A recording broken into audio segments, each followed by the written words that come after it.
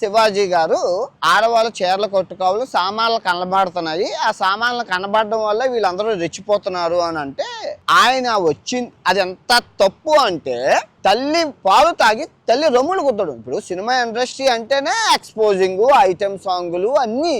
ఆయన ఇప్పుడు ఆమె చిన్నపిల్లడా అనడానికి నాకన్నా ముసలోడు ఆయన వచ్చి ఇలా అనడం చాలా పాపం అనిపించింది. ఎంత పాపం అంటే సినిమా ఇండస్ట్రీ వాళ్ళు మాట్లాడచ్చు.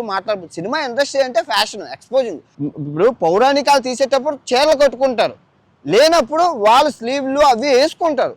సో సామాను అనే పదం వాడడం అనేది నాకు తప్పు అనిపించింది.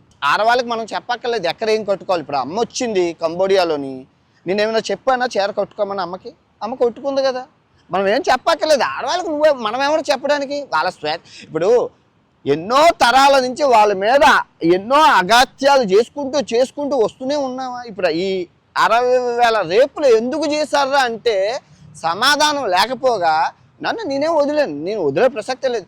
ప్రతిసారి జరిగిన రేపల్లా నేను ఒక బాధ్యతగా ఒక భారతీయుడుగా నేను రేపుల మీద స్పందిస్తాను. తప్పు అలా చేయకూడదు ఆడవాళ్ళని. కానీ నేనే ఒక రేపిస్ట్ గాను, నేనే ఒక ఇదిలాగా ఎలా తప్పు.